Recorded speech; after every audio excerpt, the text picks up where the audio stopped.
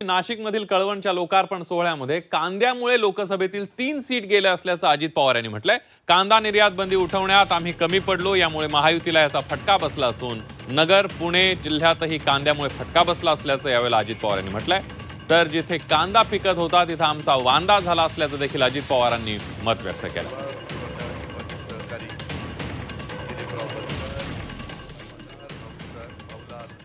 नाशिकच्या तिन्ही सीटा पाडल्या, तुमचा अधिकार आहे।